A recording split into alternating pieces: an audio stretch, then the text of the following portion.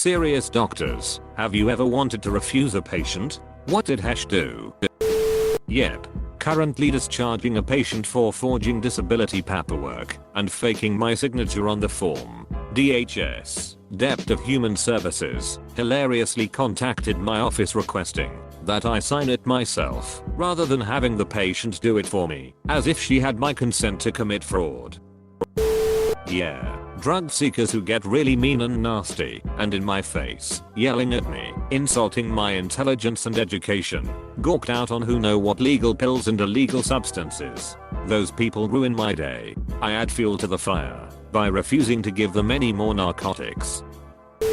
I'm a nurse at an allergy and immunology clinic. Since we are not we have the right to refuse patients. Most people are asked to leave simply because they are being assholes to the staff. People can get really angry and abusive about their bills. In my time, I have seen maybe 5 patients terminated for their inappropriate behavior. More often, the most interesting folks we turn away are not even patients. For a long time, we had a nice homeless man who would come in at least once a week in a tattered fake ups uniform and ask if we had any packages. We would always tell him we did not, and he would quietly take a fistful of lollipops from the front desk and leave. We eventually had to tip off the building manager as patients were complaining, but I think about him every so often. I truly hope that somewhere, someone is providing him with candy. Drug seekers like the rest have said, but there was one that stood out in my memory. A lady who was triggered as green on a particularly busy night. Green is usually non-life-threatening things that can wait a few hours before being seen. Grew impatient after a few hours of waiting. She stormed into our work area, the door connecting us to the waiting room, and started yelling at everyone why she was still waiting. One of the nurses approached her to calm her down, and I remember hearing her yell this on the way out, "You're public servants. Remember the servant part." My shift ended before I had to see her.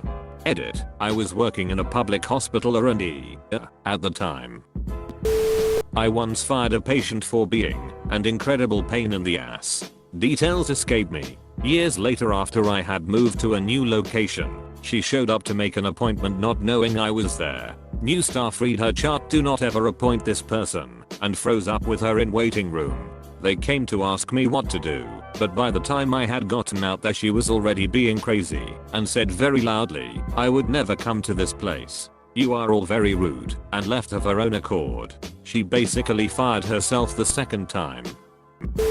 I was a nurse at a walk-in clinic when we had a patient come in for a spider bite. She had a small swollen spot on her butt and was probably bitten by some common house spider.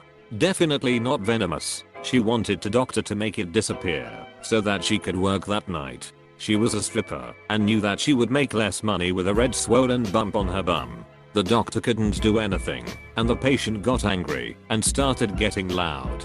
She yelled loud enough for the whole clinic to hear. "Well, just suck it." She wanted the doctor to suck the venom from her ass. We immediately asked her to leave. After a few minutes of arguing, we had to call the police. TL, Dr. Stripper wanted a spider bite on her ass sucked. GI doc here. Unfortunately, the patient had borderline personality disorder and would swallow razor blades every time she got into an argument with her boyfriend. She has had more than 30 upper endoscopies. Yes. People who yell at my staff for no reason at all. People who are clearly drug seekers. We had one guy at the VA who had been seen the previous 3 nights in a row for pain. I pulled his chart. I also pulled his chart from 4 previous VAs he has been to. All the same, I denied him. He then sent his wife in for back pain. I took one look and told her to leave. He then moved on to the next VA down the interstate. Edit, damn mobile.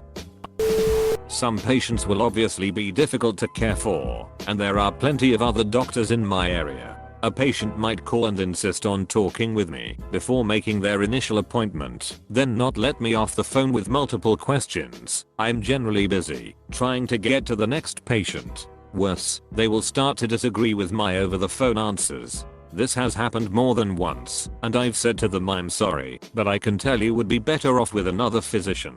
At that point, they always back down and talk about how they've heard how wonderful I am, etc. But I'll let them know they need to call somebody else. The first time this happened, I'd been in practice only a short time, and had lots of openings in my schedule, so I was very hesitant to do it, but I was very glad that I did and realized I had control over my life and my practice.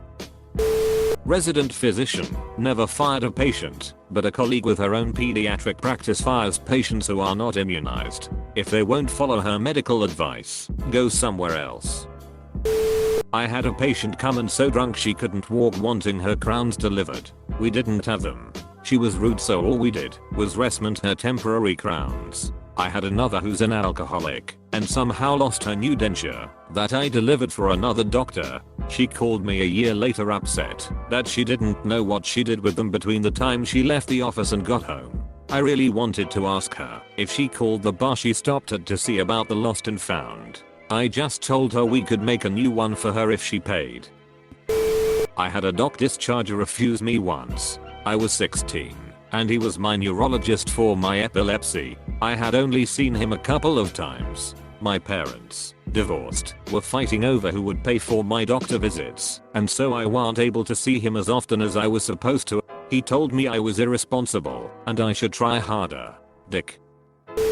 This is also the other side of the coin, but as a teen, in the 90s, I was particularly entrenched in the whole grunge punk look. I had terrible problems with ovarian cysts and had ongoing medical treatment for it. At one point I was sent for an ultrasound, and the tech performing it started berating me, saying your pain is obviously from all of the scar tissue here from your abortion, and kept making comments of the like. I was 16, in pain, and was horrified by what this man was saying to me. I had never had an abortion. I realized later that he had made assumptions because of how I was dressed, and realized just how shitty people can be sometimes. I'm on the other side of this one. When I was in my 20s back in the 80s, I was working for a really shitty factory. I was unloading a truck and pulled a groin muscle, and at first it did not seem too bad and I just ignored it. One day it really flared up and I was kind of scared and hurting, so I went to a local clinic, and at admitting I was asked if it was work related and said yes, and the admitting lady stared at me as if I had two heads. I went in to see the doctor and told him what was wrong, and the asshole said you can't sue your company, you can go back to work tomorrow, and that was it. No explanation of what was wrong or any attempt at help, all delivered with a dismissive and contemptuous voice. At the time I was young and dumb and pretty used to being treated like crap at home and at work, so I just left and accepted that as my fate. I have matured a lot since then and don't take that shit anymore. Despite being thought of as having to do whatever the doc says, pharmacists have quite a bit of leeway in dispensing. I've had people refuse to leave, even when closing. People scream and swear, and use racist comments. People shit on the floor of the bathroom, and just plain try to snatch it out of my hand. One went outside, got in his car, came through the drive-thru, and asked if this was bulletproof glass. I had no idea, but promptly answered yes. Nurse here. Known drug addict patient complaining of headache pain. I offered her Tylenol first and explained that if that didn't work we would offer her something stronger. She started screaming at the top of her lungs that she needed Dilaudid. Actually Dilaudid, but that is what she said. That pills did not work for her and the only thing that helped was Dilaudid. Then she fired me. I was certainly relieved. People with no real medical emergency who call 911 when they have multiple family members who could easily transport them. Often, in the ED or hospital you can't refuse them. Sometimes I give the appropriate care which is not equal to what they want, i.e.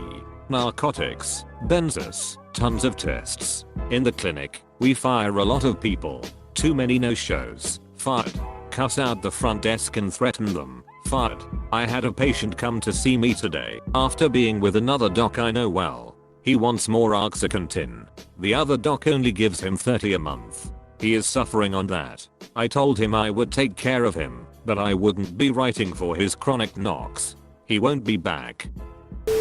I won't take patients who refuse to vaccinate their children unless they have a medical reason such as an allergy or severe reaction. Sort of related. My office phone number is very similar to a pain management clinic's. I had the lovely opportunity to answer the phone of a very pissed off patient who was being refused service and could not understand that she called the wrong number. I could only imagine what the poor workers their experience with this woman. In the 5 conversations I'd had with her, I was called a lying cunt bitch, she will find where I live her, and have her ex-con boyfriend beat the ever-loving shit out of me, and other various versions of threats of bodily harm and insults. This went on for a week straight before she realized that I wasn't playing a trick on her, that she actually called the wrong number. I was a manager at a GP surgery. I've kicked quite a few patients off our list. The majority for abusive, threatening or racist behavior towards my staff, or attempting to defraud the practice. I did however refuse to have a patient attend the practice, insisting that he was only ever seen in his own home. He was a convicted pedophile who'd also been done for sexual assault on a girl the same age as 2 of my receptionists. He defecated and urinated in the clothes he stood up in, had probably not bathed since 1973, was permanently drunk, and on the one time he drove to the surgery, hit every wall, barrier and car in the car park. Luckily he was recalled to prison not long after he was assigned to us, and was not alive for long after that, having refused treatment for sepsis. Wretched creature. Vet here, so clients rather than patients. I wouldn't say that I fire clients often, but it has certainly happened before, and will probably happen again. Usually it's with people who refuse to comply because they read something online, people who routinely waste your time talking about internet diagnoses, both huge time drains, just not worth the trouble, and people who refuse to have their pets properly vaccinated, posing a danger to the rest of the patients. And of course people with a history of not paying for treatment. We get drug seekers on occasion, but those are presumably rarer than in human medicine. All the time. I'm on my break on shift right now, and we've already thrown out 2 tonight. Abusive idiots who don't understand they can't just F and blind and get what they want. Every day we throw patients out here because, at least when I'm in charge, you don't get to walk into my emergency department and shout and be abusive and horrible when there are poorly patients and kids who don't want to hear that. I don't care if you don't want to wait, or if you ducked up your stupid foot being drunk. It could be busted to hell and back for all I care. If you're shouting and swearing in my face, you can go away. More doctors need this attitude, I feel. Okay. I can't hold back any longer. I was in a hospital bed, in the process of losing my baby. I had major complications from enlarged fibroids, when the queen cunt of nurses accused me about lying about the severity of my pain. Her exact words were, "Nice try, honey. I hope that her sheet life is ducking filled with misery and desperation." Yeah, can't you tell I'm just here for the drugs? My dad is a general surgeon. He can and does regularly refuse to see patients. Of course, he doesn't do this if they need immediate life-saving surgery or anything, but he absolutely will for less time-sensitive problems if he doesn't think he is a good fit for them. I guess aside from the overtly abusive, violent, straight-up asshole patients, as a neurologist the most frustrating ones I see on a regular basis are non-compliant seizure patients who also abuse alcohol and street drugs. They come in after being off their meds and going on cocaine and drinking binges, and of course they have seizures. And it's like, okay, I can pump them full of meds now, but ultimately what do you want me to do for this person?